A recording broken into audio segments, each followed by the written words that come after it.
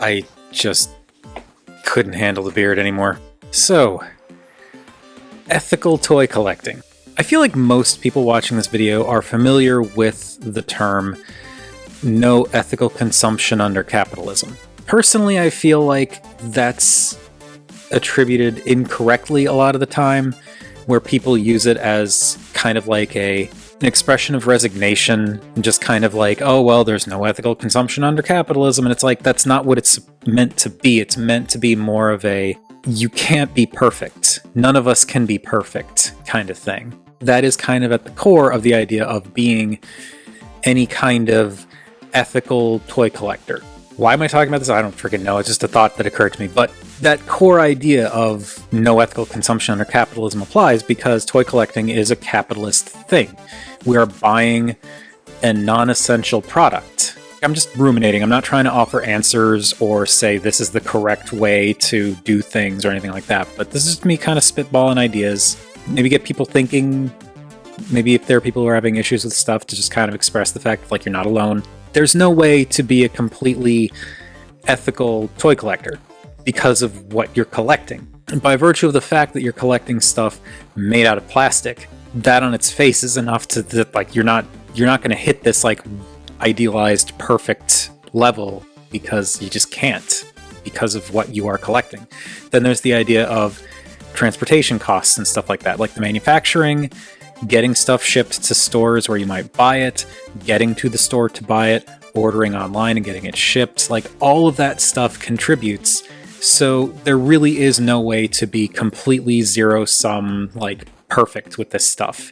And that's okay. This is not me saying to just shrug it off and be like, well, I guess it doesn't matter then. Because no, it absolutely does matter, especially if it's what you want to do.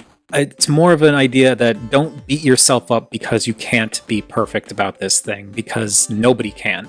Before I get too far into the weeds with all of this, I also want to state that when it comes to something like this, ethical consumption under capitalism in any regard, it more comes down to what your personal ethics are. Different people are going to have different ideas when it comes to these things. We all have our own personal ethics, our own personal idea of what we do and don't want to contribute to. Figuring out where toy collecting falls in all of that really depends on what your personal moral code is. Where do you draw the line? And once you figure out where you draw the line, then you can start figuring out what steps you can take.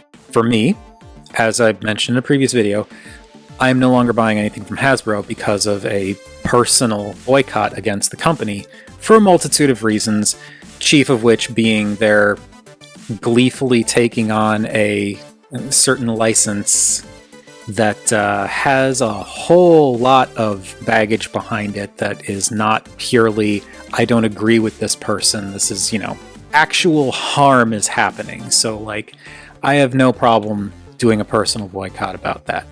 I do not, and I said this in the last video, I do not believe that every person who sees that video or sees this video has to do what I'm doing. I would not ever judge someone for continuing to buy Hasbro stuff, even if they object to some of the things that the company is doing.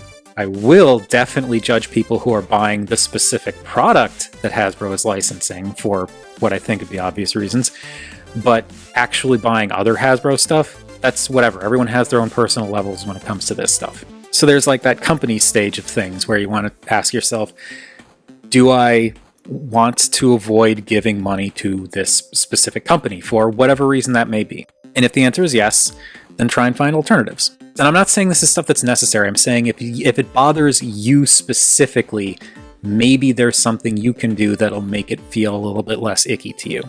So like maybe there are some things you could donate to give a little money to people who need it that might be otherwise impacted by the stuff that's happening with a given company.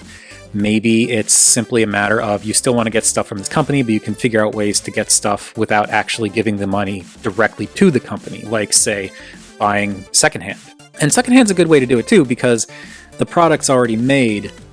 Granted, it's like that too, like with the regular retail releases, but like in a secondhand sense, especially with vintage stuff, they're not making more. So that's not really an impact to consider when buying it anymore, because the impact's already been made. It's not getting distributed, so you don't have to worry about the impact of that kind of stuff, but you do potentially, especially if you're buying secondhand online, you do have to think about the impacts of like, or not have to, but if environmental impacts are a thing you're worried about, there is the consideration of, you know, the shipping stuff, because shipping uses fuel, and whether it's planes or trucks or vans or a combination thereof, that puts emissions into the air. If you're going to a store to buy something secondhand, there's also the idea of, you know, if you're walking, that's going to have a much smaller footprint, basically zero carbon footprint. But if you're driving, that may have a little one. But it all comes down to what your personal comfort levels are. And if you can't make peace with a specific company for your own purposes, like if for whatever reason, no matter what that might be, you decide I can't, in good conscience, give money to this company anymore, or even associate with them anymore, then there are alternatives out there. There are other companies that do similar things in a lot of instances. Even like very specific niche things, you can usually find alternatives. I don't know, there's not really any point to this, as I said. I was just kind of ruminating on things, but I just feel like none of us should be made to feel like we're not doing enough when it comes to this kind of thing, because we all have our own personal comfort levels and whatnot. I am not trying to make excuses for people who are willingly and knowingly and even gleefully doing stuff knowing that it's causing harm. Like, that's a completely different thing. There's a difference between, I know this is causing harm and I have a problem with it and I'm trying to figure out ways that I can make some kind of difference, versus, oh, this is, you know, destroying the environment or directly hurting people. Cool. That second one is terrible, and you are a horrible person if that's what your mindset is. You need to fix that shit. But if it's just a matter of like, this bothers me, what can I do to make it bother me less? One, I don't think the answer is not care, because caring is good. It's good to care. But like, you also need to make peace with the fact that you're not going to be able to do it perfect, but just find stuff that works for you. Like I said at the beginning of the video, if you try swearing it off and it just doesn't work, then you can still try something else. Just because it doesn't work for you doesn't mean that it's wrong, or that you're just going to have to put up with doing stuff that you're not necessarily comfortable with doing. It's just find another angle. I wish I could go into more specifics with this stuff, but like, it's going to be different for every person. And that's what makes it so difficult to talk about, because everyone's going to have their own threshold for this kind of thing. Everyone's going to have their own thoughts and opinions on what is and isn't cool. I do think, though, we all need to make sure to not try and push our idea of what is and isn't cool, again, with the exceptions that I mentioned previously, onto other people. I know there are people out there who refuse to touch third-party stuff because it's stealing Hasbro's IP. I don't necessarily agree with that mindset, but I also don't think they're wrong. It's just that's what their personal moral compass is telling them. That's totally fine. And I appreciate people like that not pushing that mindset onto others. Same deal. So I guess it all just comes down to figure out what you're comfortable with. If there's something you're not comfortable with, there's probably something you can do to help yourself feel a little bit better about it. Like some action you can take, something you can avoid that might help. And don't be a jerk about it to other people who may not see it exactly the same way as you. Once again, I am talking in terms of like nuanced differences, not this person thinks it's funny that people are getting hurt or anything of that, you know, anything like that. That is a completely different thing, and that is not cool. Anyway, I think that's kind of all I have to say on the subject, really, because there's just so much to it that I'm pulling out of my butt, and there's so much that I can't really get into on specifics because, like I said, it's different for everybody. But from where I'm sitting, from being a almost 45-year-old guy who's been into toy collecting for intermittent decades of his life and tries to do things that don't make him feel ashamed of himself at the end of the day, that's all I got.